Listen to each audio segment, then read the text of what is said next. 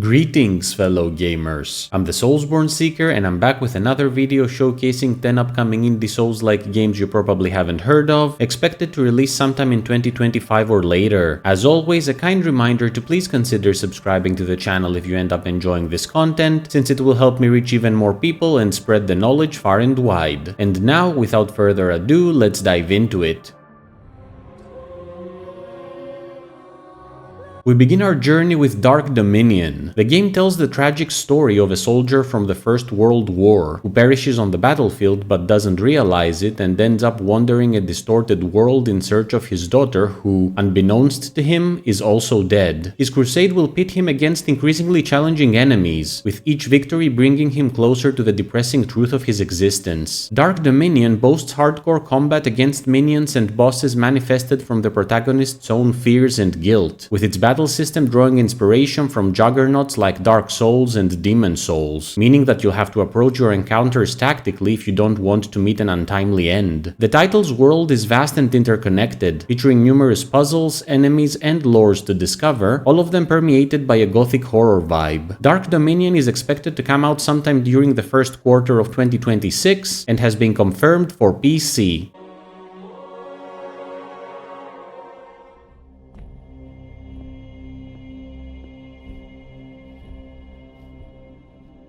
Next comes HARK the GHOUL. Somewhere far away, a sprawling Victorian city lies under a starless sky, its citizens insane with desire for a material known as amber. Beneath the city extend lands unknown, infested by unimaginable horrors, and it is down there that you'll have to delve in search of valuable secrets. HARK the GHOUL adopts a first-person perspective as you slash, kick, and spellcast your way through hordes of enemies on your way through its meticulously handcrafted world, which is wonderfully rendered in nostalgic low-poly visuals reminiscent of the PS1 era of gaming. Combat takes center stage here, with the game offering you a slew of weapons to utilize against your foes, including swords, whips, pistols, cannons, mysterious artifacts, and arcane spells, with each piece of gear bringing its own set of advantages and disadvantages to the table. HARK the GHOUL is expected to come out sometime in 2025 and has been confirmed for PC, with further plans for unspecified consoles having been hinted at by the developer.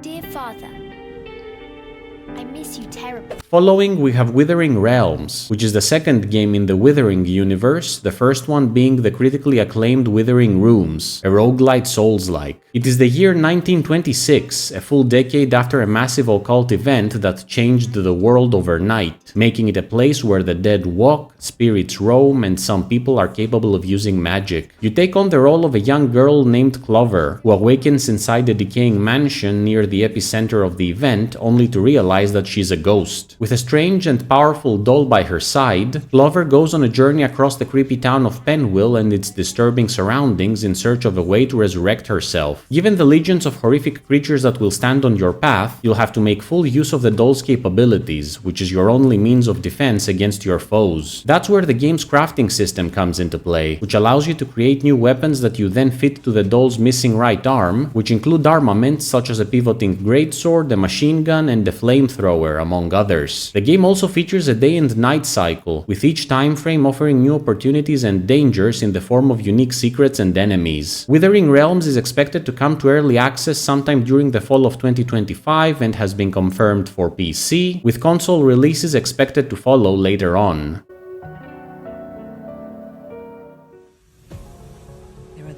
Moving on, there's Soul Chained. In case you missed it, last year saw the release of a brutally difficult platformer called Chained Together, which had you and up to 3 of your friends trying to ascend a ridiculously challenging landscape on your way to heaven while being connected together by a short chain. Apparently, someone saw that game and thought, you know what? Wouldn't it be interesting if I made a Souls-like game that followed this formula, because apparently Souls-like games are not hellishly difficult enough on their own? Thus, Soul Chained came to be, a cooperative Souls-like title that tethers you and a friend with a magical chain and throws you in purgatory, where you'll have to work together in order to face the embodiments of your sins on your way to the afterlife as warlords. Said chain is not just a gimmick, but can be utilized as a combat mechanic by allowing you to trip, tie, and trap your enemies if used efficiently, effectively making it a weapon of its own alongside more standard armaments such as short swords, great swords, and polearms. The game also features a light RPG system that allows you to upgrade your character, which introduces an added layer of depth when considering how each player's gameplay style will mesh with their companion to bring forth unique skill sets. It should be noted that Soul Chained also features a more chaotic mode that supports cooperative play with up to 4 players, which should make things even more unhinged when considering its physics-based mentality. Soul Chained has no release date as of yet, but has been confirmed for PC.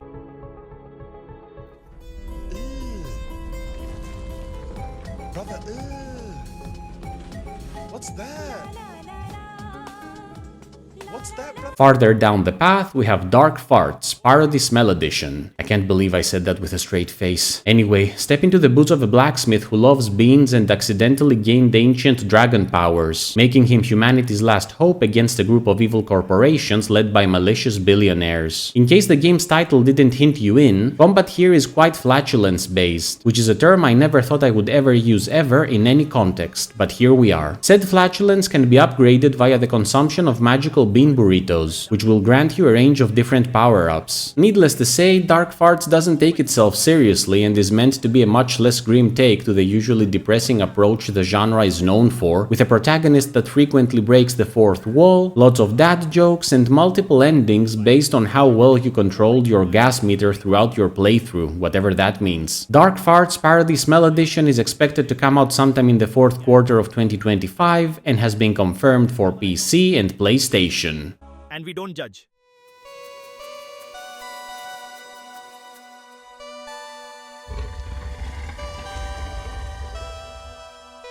Going onwards, there's Last Moon, a fusion of the Souls-like and Zelda-like genres, which draws inspiration from 90s video game classics. Brandish the sword and shield of a lunar knight as you go on a mission to save the world from an army of corrupted creatures that came forth following the destruction of the moon. The game boasts incredibly tight and responsive controls, which is a great thing considering the fact that combat is a fundamental aspect of the experience. On that note, you'll have a large number of armaments at your disposal, including 10 different weapons, more than 30 magical runes, 10 summoning spells, and up to 70 different fighting skills, all of which can be mixed and matched to suit your preferred playstyle. It should be noted that Last Moon supports local co-op, meaning that it can be played in the company of a friend from start to finish, which is always a plus. Last Moon is expected to come out sometime in 2025 and has been confirmed for PC, PS5, Nintendo Switch, as well as Xbox consoles.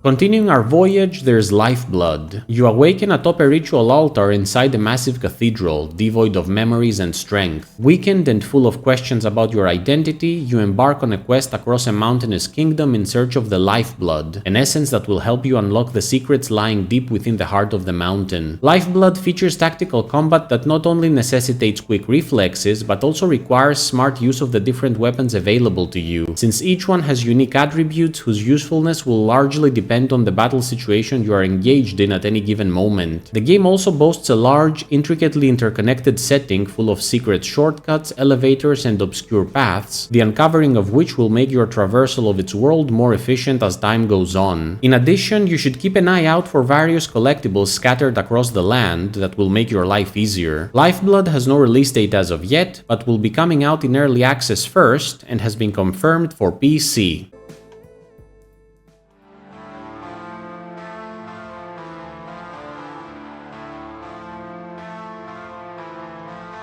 Third from the end, we have Dark Island, Faded Memories. Venture into the world of Vanathis, a realm left in ruins following a past war. It's only the Grand Cathedral of the Three Goddesses that still stands unsullied, surrounded by lost kingdoms and abandoned settlements. But despite the withered remains of the land, something stirs beneath the ground, and it is up to you to find and confront it. The game intends to allow a lot of freedom when it comes to your character's build, offering numerous pieces of equipment that you will be able to experiment with in order to accommodate your gameplay preferences, including different armor sets and a wealth of weapons. Its world follows the tried and true dark and grim aesthetic the genre became famous for, which comes to life via beautiful retro graphics that flesh out the macabre setting. This is another game in this list that can be played cooperatively with a friend, which makes it a day one purchase for me. Dark Island Faded Memories is expected to come out sometime in the third quarter of 2026, though it is quite possible that it will be released sooner, and has been confirmed for PC.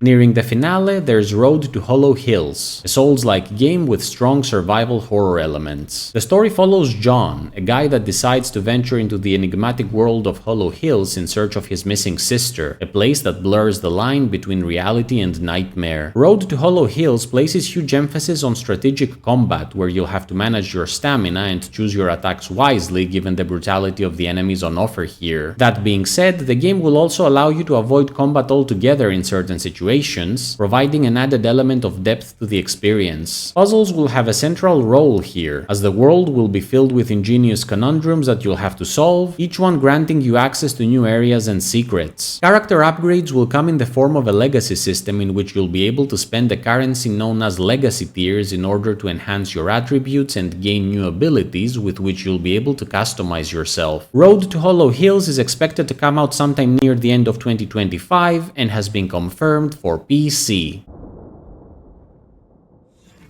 The time has come to fight those who oppress the forest tribes. The time has come to declare war. Finally, we have the Age of Bhaarat. Transpiring in ancient India, the game thrusts you into the role of a forest warden, a powerful warrior that must defend his homeland from the relentless invasion of demons known as Rakshasa. To that end, our protagonist will make use of a veritable arsenal of traditional Indian weaponry and spiritual powers in order to destroy his enemies in brutal combat. Fighting and traversal are further enhanced by the use of a grappling hook that allows you to propel yourself across the setting, effectively adding a vertical component into the mix. Said setting is definitely a standout aspect of the title, as India's magnificent natural beauty is brought to life in cutting-edge visuals, with the country's deep history permeating every nook and cranny of this dark fantasy world. Of special note is that the game's story is being written by best-selling author Amish Tripathi, who is best known for the Shiva trilogy of books, which bodes well for the story. Also of note is that the Age of Bhaarat supports a multiplayer co-op mode, making it the third game in this list that can be played alongside a partner. The Age of Bhaarat has no release date as of yet, but has been confirmed for PC. Bharat Mata ki Jai.